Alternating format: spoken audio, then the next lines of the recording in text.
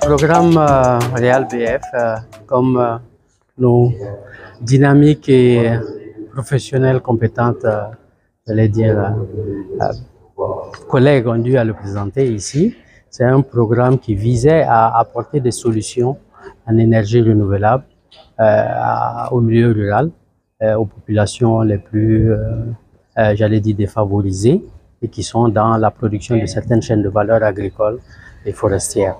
Et le programme visait essentiellement à travailler à mettre en relation la demande et l'offre en termes de solutions en énergie renouvelable. La demande parce que les producteurs très souvent ont des besoins sur l'énergie pour leur production, pour la transformation, pour le stockage, pour la conservation de leurs produits et réduire les pertes après les récoltes et après les productions.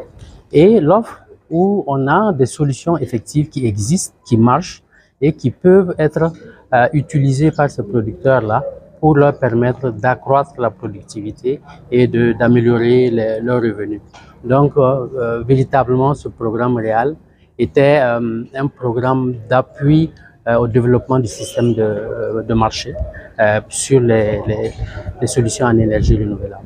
Et nous avons travaillé à montrer que ces solutions existent, à implanter des solutions, à faire la preuve que ça marche et aussi à essayer d'impliquer plusieurs acteurs dans le cadre du projet, notamment la question problématique de l'accès au financement, où nous sommes certains qu'il y a beaucoup de choses à faire, mais que le programme Real seul ne peut pas couvrir.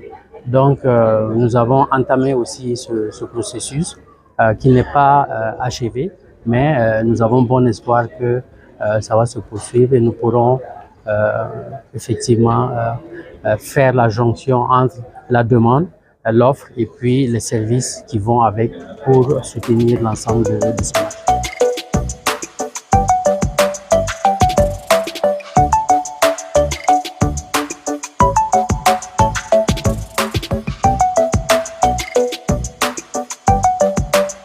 Nous avons bénéficié d'un système de conservation de nos produits. Et ce système nous permet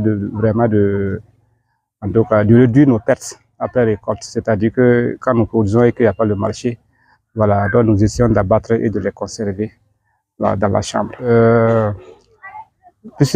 Avant, quand nos poulets en tout cas, avaient l'âge d'être abattus, nous n'avons pas la possibilité de les conserver. Plus souvent, il n'y a pas de marché sur la place et c'est un peu compliqué pour nous. Et par le biais du Particle Action, présentement, même s'il n'y a pas de marché, nous abattons et nous conservons.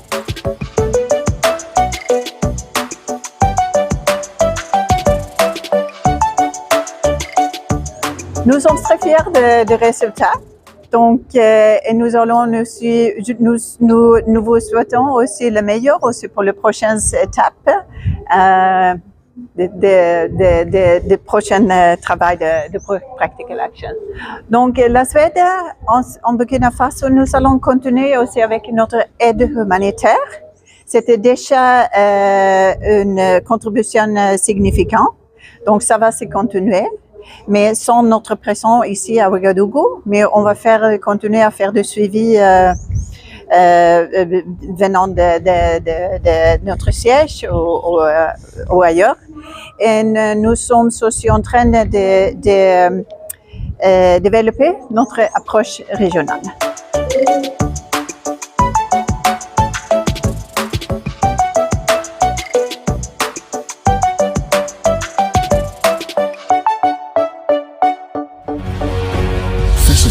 Une autre facette de l'information au Burkina Faso.